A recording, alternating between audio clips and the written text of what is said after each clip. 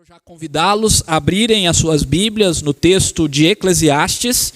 Nós estamos nessa série de Eclesiastes. Uma série que nós estamos estudando na temática Nada Faz Sentido. E hoje nós vamos falar sobre um tema que é extremamente relevante para nós. Estamos estudando os dilemas da vida. E talvez este seja um dos principais dilemas da vida de todas as épocas e principalmente da nossa época, o amor ao dinheiro. E nós vamos conversar sobre esse tema, meditando aí a partir do versículo 8 e nós vamos até o capítulo 6, versículo 2. Então nós vamos adentrar aí o capítulo 6 até o versículo 2. Eclesiastes, capítulo 5, versículo 8, até o capítulo 6, versículo 2. Deixa sua Bíblia aberta. Em nome de Jesus. Nós vamos fazer esta leitura. O texto está nos slides, mas eu sempre recomendo os irmãos a deixarem as suas Bíblias abertas para que depois você possa conferir à medida que nós formos explicando o próprio texto. Então o texto diz o seguinte: se vires em alguma província a opressão de pobres e o roubo em algum lugar, e o roubo em lugar do direito e da justiça, não te maravilhes de semelhante caso, porque o que está alto tem acima de si outro mais alto que o explora, e sobre este há ainda outros mais elevados que também exploram. O proveito da terra é para todos, até o rei se serve do campo. Quem ama o dinheiro, jamais dele se farta, e quem ama a abundância, nunca se farta da renda, também isto é vaidade. Onde os bens se multiplicam, também se multiplicam os que deles comem. Que mais proveito, pois, tem os seus donos do que os ver os bens com os seus olhos? Doce é o sono do trabalhador, quer coma pouco, quer muito, mas a fartura do rico não o deixa dormir. Grave mal vi debaixo do sol, as riquezas que os seus donos guardam para o seu próprio dano, para o seu próprio mal. E se tais riquezas se perdem por qualquer má aventura, por qualquer mau negócio, ao seu filho que gerou, nada lhe fica na mão. Como saiu do ventre de sua mãe, assim nu voltará. Indo-se como veio, e do seu trabalho nada poderá levar consigo. Também isto é grave mal. Precisamente como veio, assim ele vai. E que proveito lhe vem de haver trabalhado para o vento?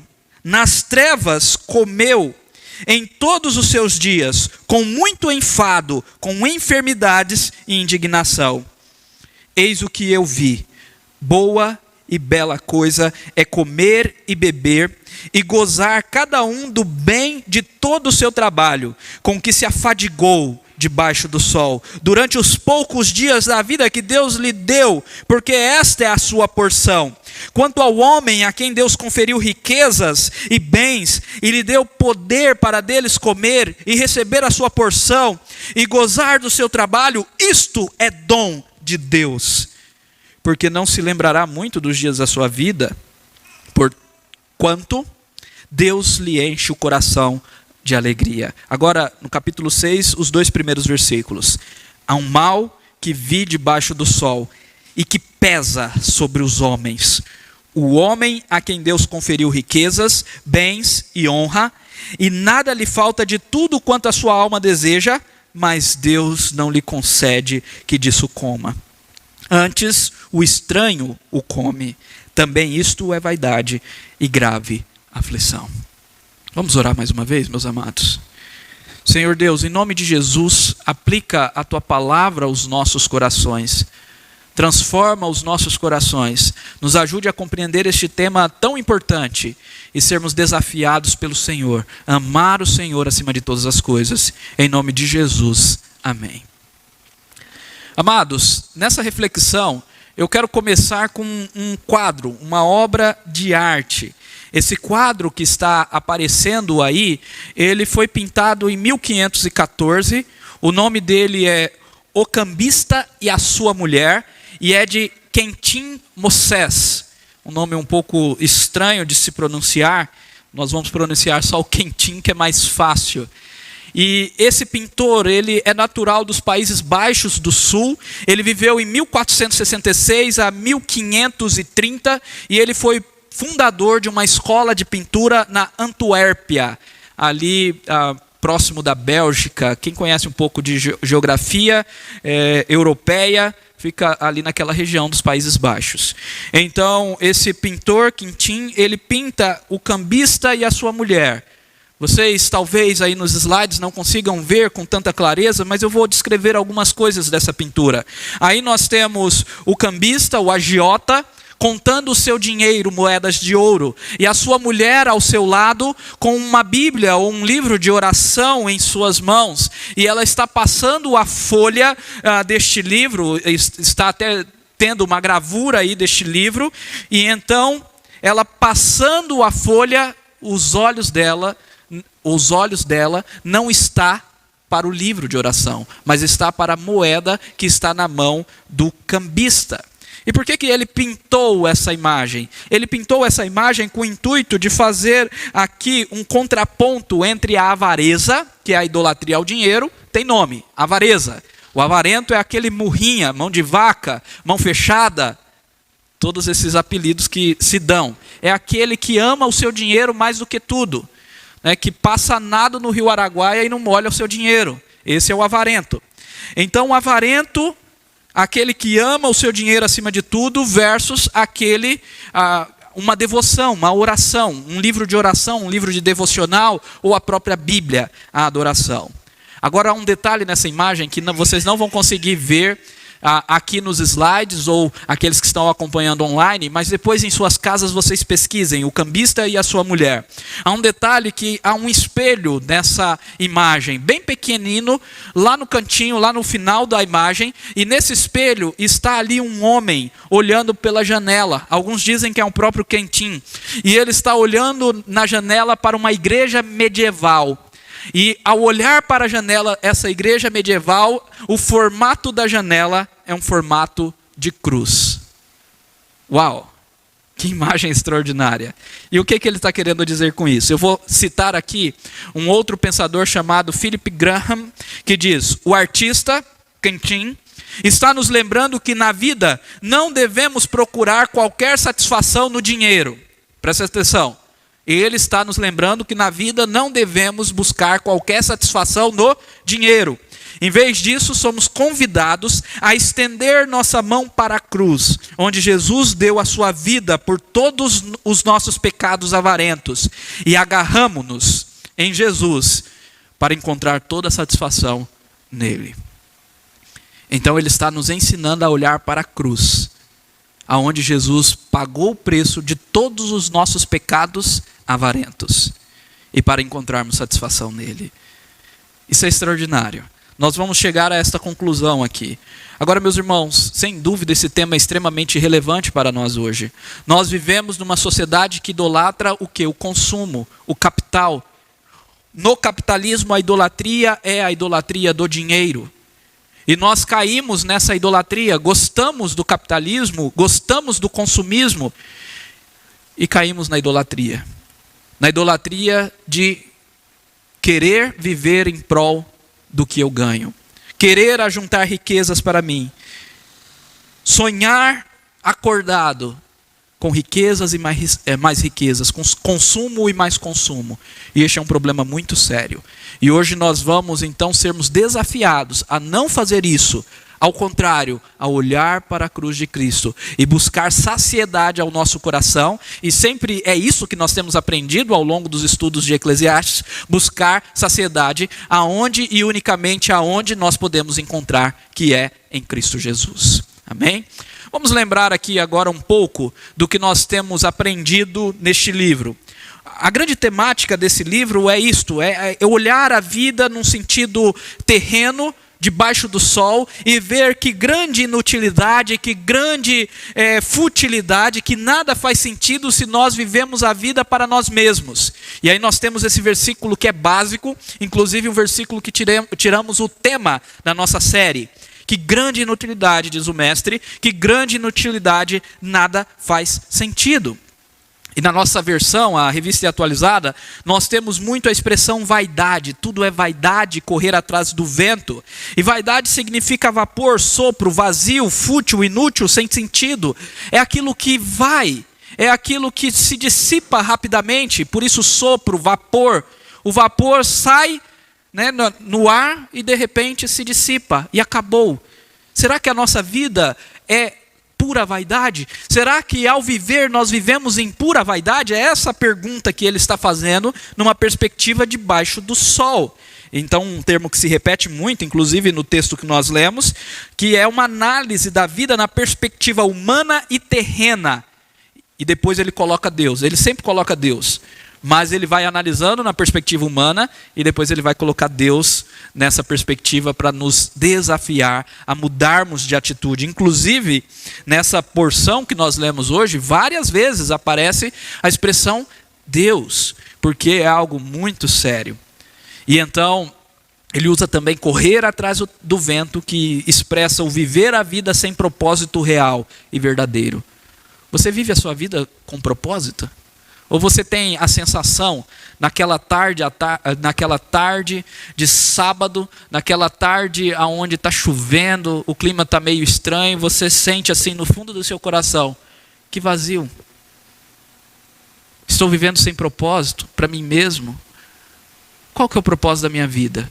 Vai dizer que você nunca sentiu-se como uma folha levada ao vento. Todos nós sentimos assim.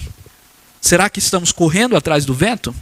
Agora, só lembrar um pouquinho agora do capítulo 5, o que nós já estudamos e o que vai vir à frente. O capítulo 5 e o capítulo 6 têm uma temática bastante semelhante. O capítulo 5 ele começa falando sobre a adoração a Deus, o temor do Senhor. Foi o sermão da semana passada, nós vimos sobre a adoração dos tolos, com o foco não na adoração dos tolos, mas na adoração do sábio. Então assista lá, se você perdeu, está no YouTube, assista depois, para que você não perca nenhuma exposição dessa série, em nome de Jesus. E ele prossegue agora no versículo 8, falando sobre a idolatria do dinheiro, ou a idolatria ao dinheiro. E o capítulo 6, ele vai repetir a mesma temática. Por isso que nós lemos apenas os 2 primeiros versículos do capítulo 6. Há uma estrutura aqui que é um paralelismo. Um capítulo está em paralelo com o outro. Numa estrutura que no hebraico, você não precisa necessariamente saber isso, mas se você quiser pesquisar depois, há aqui o que nós chamamos de quiasmo. É quiasmo, não quiabo, tá? Quiasmo é o quê? É um paralelo. Um capítulo está para o outro e está fazendo um contraponto de ideias para trazer o clímax bem no meio dos 2 capítulos. Então, bem no meio dos 2 capítulos, na virada da página, está o ponto mais importante. Isso é o quiasmo, tá bom? Depois você pode pesquisar e entender um pouquinho mais. Então, as mesmas ênfases do capítulo 5 estão no capítulo 6, nessa estrutura onde na virada da página do capítulo 5 para o capítulo 6 está o tema principal, o assunto principal de tudo que nós vamos ver. Esse é o ponto, é o clímax de toda essa temática sobre o amor ao dinheiro. Então, dito isso, vamos para os pontos. Primeira coisa que nós vemos aqui é que o que ama o dinheiro, e eu vou falar daquele que ama o dinheiro. Então, o que ama o dinheiro, ele é insaciável e não consegue descansar a sua alma. Essa é a primeira ênfase que nós temos nesse texto. Onde nós vemos essa ênfase, pastor? Nós começamos essa ênfase num texto que é um pouquinho estranho e parece que não tem a ver com essa temática do dinheiro, que é o versículo 8, quando diz: se vires em alguma província opressão de pobres e roubo em lugar do direito e da justiça, não te maravilhes de semelhante caso, ou seja, não te espantes. Por quê? E aí ele vai falar: porque o que está alto tem acima de si outro mais alto que o explora, e sobre estes há ainda outros mais elevados que também exploram. O que nós temos aqui? Nós temos aqui uma hierarquia da opressão, em busca de saciar pela riqueza. E por que a temática aqui é riqueza? Porque aqui é o explorar dos pobres, explorar daqueles que estão abaixo dessa cadeia, dessa pirâmide hierárquica, para conquistar riquezas para si. Então, talvez está falando aqui de uma exploração estatal, um Estado que oprime os pobres, que os governantes oprimem os que estão debaixo, e aqueles que são governantes têm outro acima que os oprime. Uma hierarquia, é a injustiça institucionalizada, a injustiça burocratizada. Vocês estão entendendo o que eu estou dizendo? Olha para o Brasil. É isso. É opressão em cima de opressão. É quando o bolso daquele que é mais pobre fica mais vazio e o bolso do rico fica mais cheio. É isso que está sendo dito aqui. E aí, Salomão, claro, não está dizendo para nós aceitarmos isso daqui como se isso aqui não fosse injustiça. Claro que não. Ele já nos mostrou que Deus é justo e que Deus trará juízo sobre todos aqueles que cometem injustiça. O que ele está dizendo aqui é o seguinte: não te maravilhes. E por quê? Porque isso acontece em todas as sociedades humanas. Meus irmãos, aonde tem homem vivendo em sociedade, aonde tem governo, Estado, acontece isso daqui. Vai acontecer, algumas mais, algumas menos. Há uma hierarquia da opressão, em busca de quê? De riqueza. Os homens buscam riqueza, o governo, aqueles que estão governando querem riquezas para si. Aquele que tem autoridade sobre muitos quer riqueza para si. E essa busca de riqueza gera o quê? A opressão. A idolatria da riqueza gera a opressão. A violência, o roubo, o assassinato e por aí vai. Eu me lembro de várias e várias histórias que escutei na minha infância de fazendas enormes lá em Rondônia. Diga-se passagem, aqui está parecendo Rondônia, está quente, né? Então, lá em Rondônia, aonde fazendas enormes foram construídas pelo roubo de fazendas menores, por assassinatos e por aí vai. Histórias e mais histórias de fazendeiros gigantescos que oprimiram para conseguir aquilo que eles tinham. O roubo está institucionalizado, burocratizado. Há uma hierarquia. E por quê? Porque o coração do homem não se sacia. E como eu sei que esta é a conclusão? Porque logo em seguida nós temos os versículos 10 e 12, que nesta mesma temática revela que o coração do homem é insaciável. Ele diz: quem ama o dinheiro jamais dele se farta. Olha só. E quem ama a abundância nunca se farta da renda. Também nisto é vaidade, ou não faz sentido isto é sopro, é vento. Então nós temos aqui no versículo 11, nós temos o amor ao dinheiro, nós temos um coração insaciável. Olha que coisa. Então, eu estou lendo, na verdade, o versículo 10, né? Quem ama o dinheiro jamais dele se farta, e quem ama a abundância nunca se farta da renda. Também isto é vaidade. Observem que antes ele está falando de uma hierarquia, parece algo estatal, agora ele está falando pessoalmente para cada pessoa. Salomão parou de falar em nível de Estado, e lembre-se, Salomão era rei, por isso que ele está falando em nível de Estado. Agora ele está falando para cada um.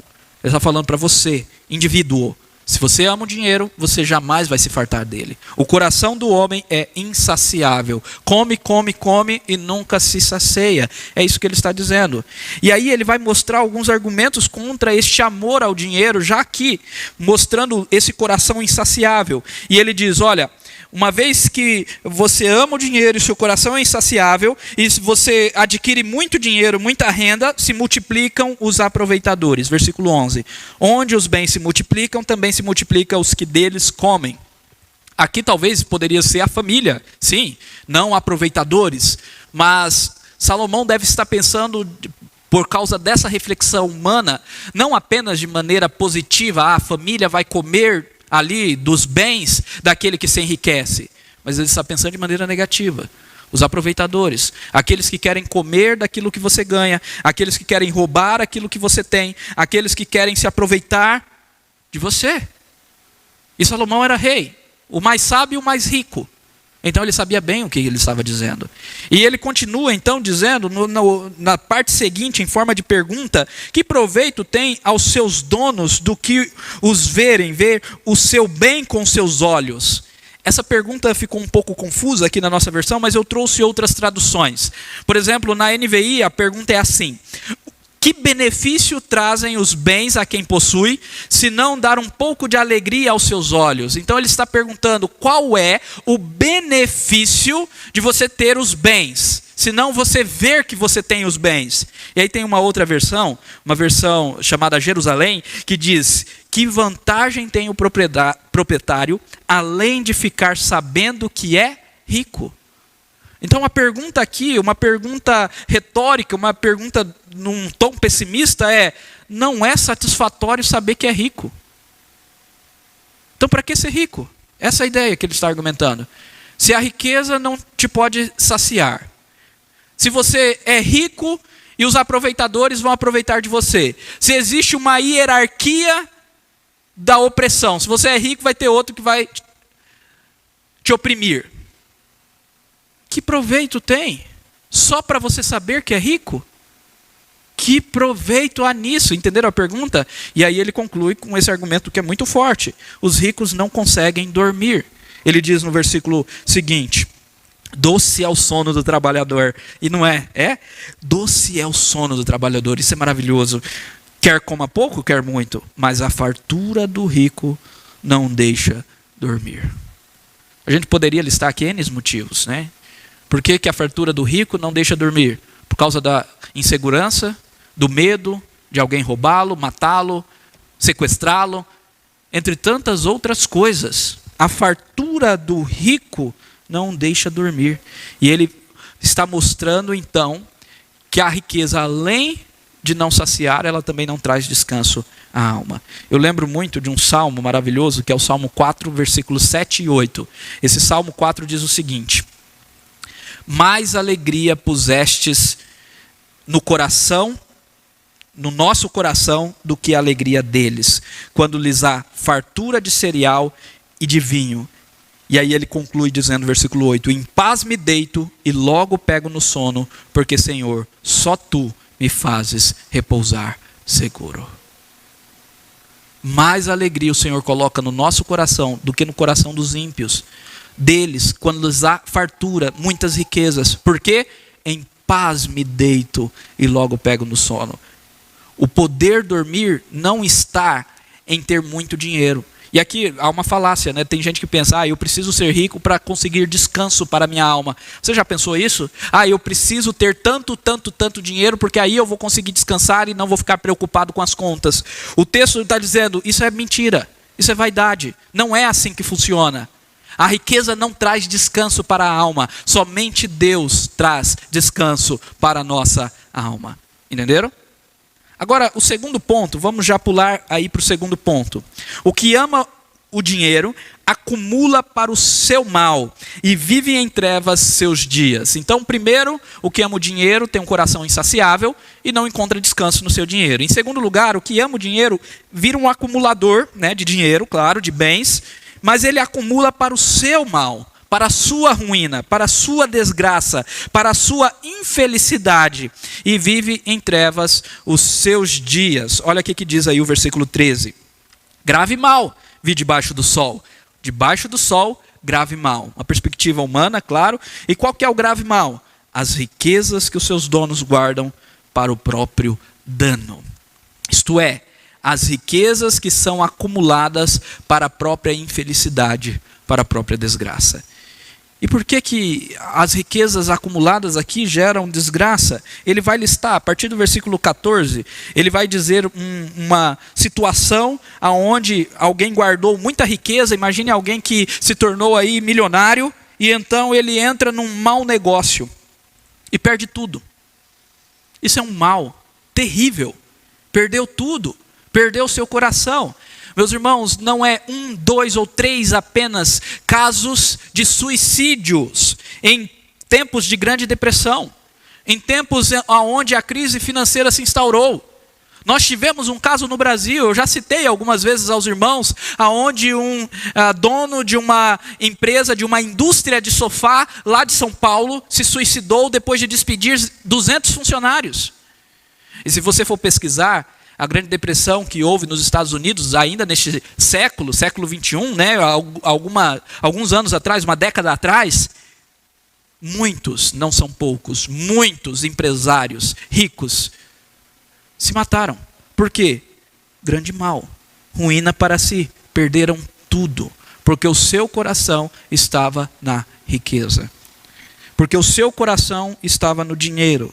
Então tiraram a sua própria vida, porque não tinham mais propósito para viver, uma vez que o ídolo foi tirado. Isso é muito grave. E o texto continua, olhem aí comigo. Então, pode ser perdido num mau negócio, versículo 14. Se tais riquezas se perdem por qualquer má aventura, mau negócio, ao filho que gerou, nada lhe fica na mão. Então perde tudo e ainda por cima não deixa nada para o filho, para o herdeiro que é de fato. Então este é o primeiro argumento. Riqueza traz dano, traz mal para si. Mas o argumento continua. Ele vai dizer ainda, olha só, versículos 15 e 16, que também a riqueza é mal, traz infelicidade, porque nada se levará desta vida para a próxima.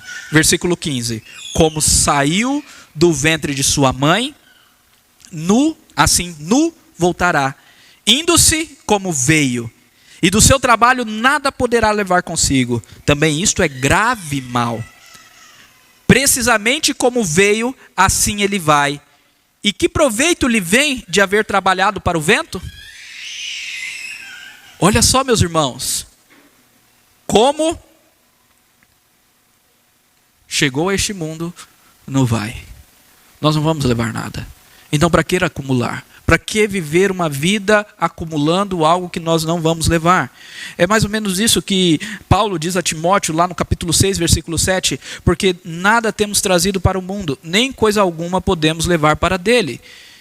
E nesse próprio texto, Paulo ele vai concluir dizendo que o amor ao dinheiro é a raiz de todos os males. Então quem ama o dinheiro traz males para si, porque nada nós podemos levar deste mundo. E aqui, logicamente, é uma citação do próprio livro de Jó, aonde nós lemos lá, nu saí do ventre da minha mãe e nu eu voltarei. O Senhor deu, o Senhor tomou, bendito seja o nome do Senhor. Quando Deus permitiu que Satanás infligisse sobre Jó uma tentação, uma provação, e Jó então ele diz, nu eu saí do ventre da minha mãe e nu eu voltarei. Meus irmãos, nada nós podemos levar, por isso que o amor ao dinheiro é a raiz de todos os males. Agora, para finalizar esse argumento do mal que é o dinheiro, do mal que aquele que acumula o dinheiro traz para si, ele fala no versículo 17 o seguinte: nas trevas comeu em todos os seus dias, com muito enfado, com enfermidade e indignação. Olha só, meus irmãos, nas trevas comeu todos os dias da sua vida. Então, além de acumular riquezas para o seu próprio mal, o que acontece? Esse camarada aqui come nas trevas. Ele não tem luz. Ele está em busca do dinheiro sem luz. Ele está em busca do dinheiro sem Cristo. Ele está em busca do dinheiro, o texto continua, com muito enfado. Ele está em busca do dinheiro com enfermidades, gastando a sua saúde. Há até um ditado popular que fala que nós gastamos a nossa saúde, a nossa juventude em busca do dinheiro, depois nós gastamos o dinheiro para tentar recuperar a saúde, não é? Gastamos a saúde para conquistar o dinheiro, depois gastamos o dinheiro para tentar restaurar a saúde, mas não tem como mais. Então, com enfermidades e muita indignação, não é prazeroso isso daqui. É enfadonho, é cansativo. O amor ao dinheiro é a raiz de todos os males. E aí, olha o que o salmista diz no Salmo 39, versículos 5 a 7. Esse salmo é lindíssimo e vai ao encontro de tudo isso que nós estamos falando.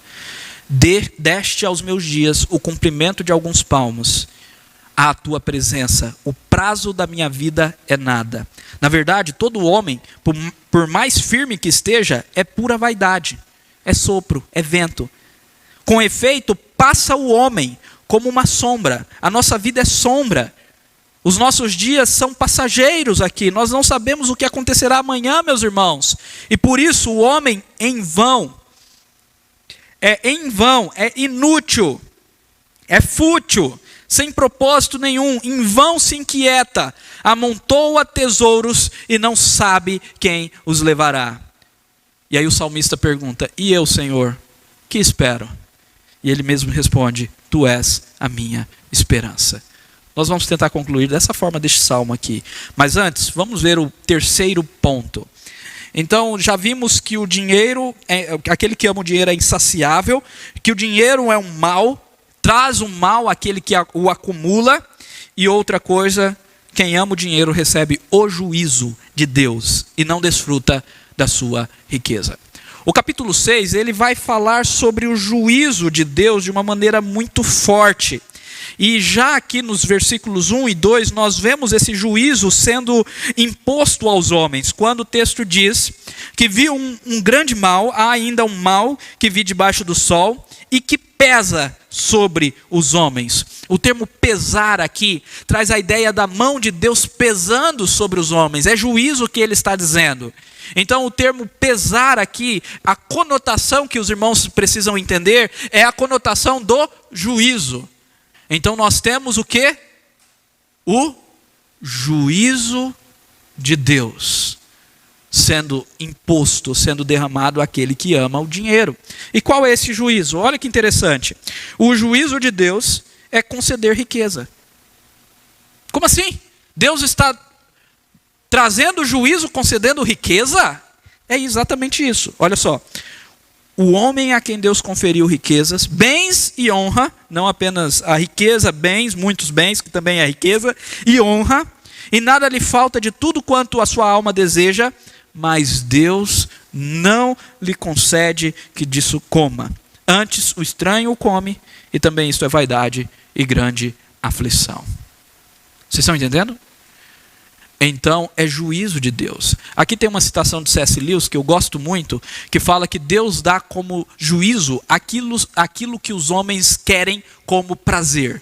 Então Deus dá como juízo, Deus dá como justiça aquilo que os homens desejam como prazer. C.S. Lewis fala essa frase ao citar aquele texto de Romanos que fala que Deus os entregou às suas paixões para os homens se inflamarem mutualmente. E aí aquele texto refuta a relação sexual ilícita. Mas essa citação de C.S. Lewis é aplicada aqui de uma maneira extraordinária. Porque da mesma forma, o homem que ama o dinheiro, Deus dá o dinheiro como forma de juízo. Então, entenda, o que eu quero que vocês entendam é o seguinte: enriquecer não necessariamente é uma coisa boa. Porque se você ama o dinheiro e se enriquece, isso é juízo. Porque aos seus filhos o Senhor disciplina, porque os ama. Aos seus filhos ele tira os ídolos. Então se você ama o dinheiro e você é filho de Deus, Deus não vai te deixar ficar apaixonado pelo dinheiro e pelas riquezas. Deus tira os ídolos, Deus disciplina os seus filhos para que eles não caiam em perdição. Mas aquele que ama o dinheiro e não é filho de Deus, esse Deus concede riqueza. Agora há um porém: concede riqueza, mas ele não consegue o quê? Desfrutar. O coração continua insaciável. Percebem?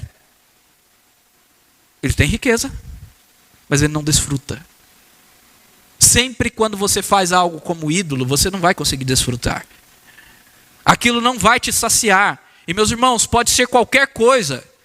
Pode ser o dinheiro, pode ser a paixão, pode ser o amor. Lembra da mulher samaritana? Ela tinha uma idolatria a relacionamentos. Ela já tinha tido 5 maridos, estava com o 6º e não era o seu marido. E o seu coração não se saciava.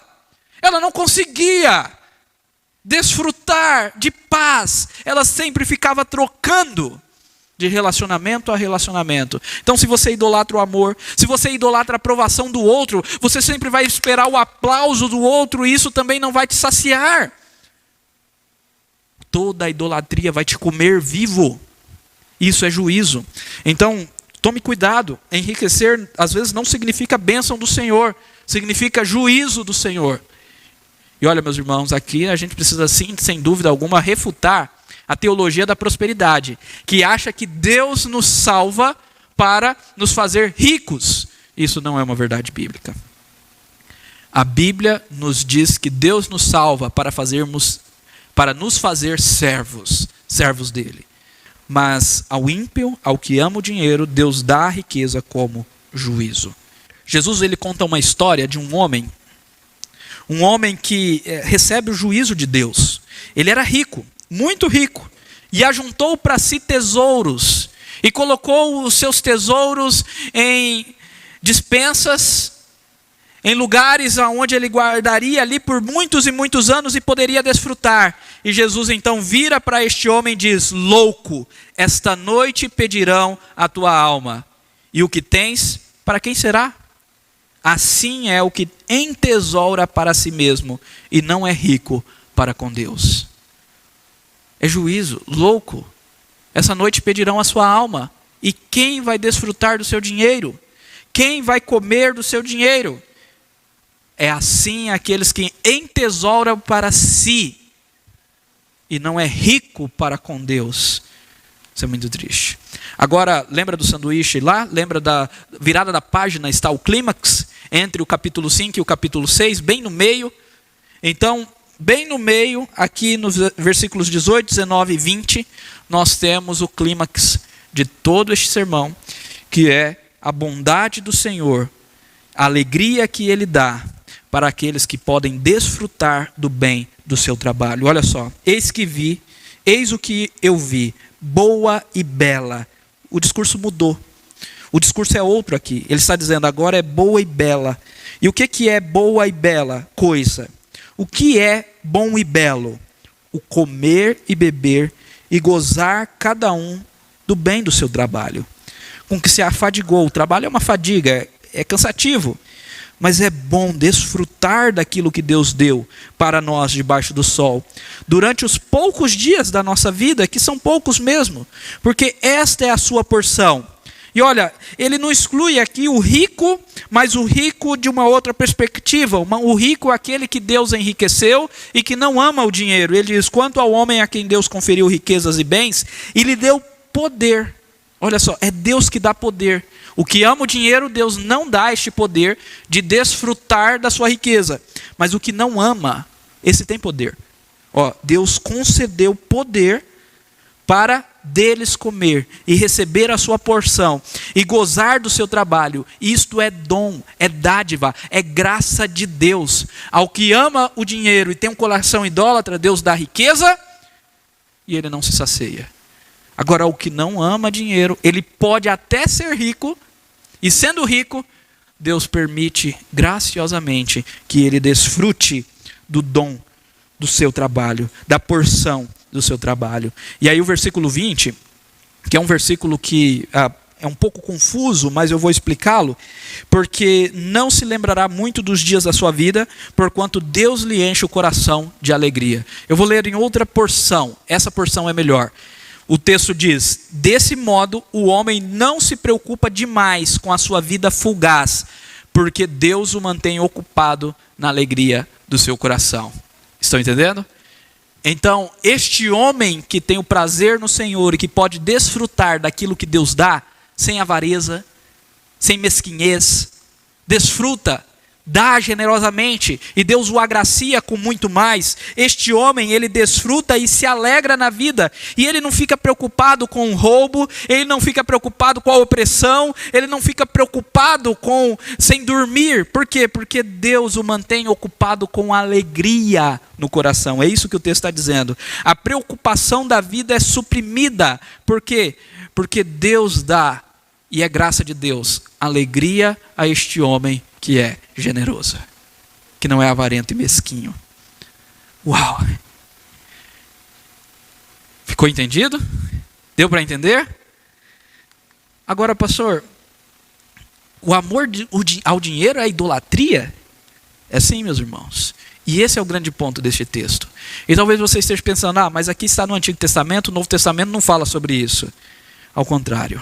Olha o que diz o Novo Testamento. Eu trouxe alguns textos. Paulo diz lá em 1 Timóteo capítulo 6, versículo 9. Ora, os que querem ficar ricos caem em tentação. Você quer ficar rico, meu irmão? É esse o seu plano de carreira, de vida? Então eu quero te dizer, meu irmão, em nome de Jesus, mude. Você é cristão. Não deve ser esse o seu plano de carreira e de vida, o seu propósito de existência. Não é a riqueza. Senão você está caindo no amor ao dinheiro. O seu plano de vida O propósito de existência deve ser a glória de Deus, servir o outro, ajudar o próximo. Senão você não entendeu ainda cristianismo, você está cego por este mundo capitalista, consumista que nós vivemos. Jesus não veio a este mundo para te dar conforto, Ele veio trazer perseguição, luta, para aqueles que o servirem de verdade, mas com alegria e prazer, porque nós vamos fazer essas coisas servindo o nome daquele que é o nosso Senhor. Coloque isso no coração.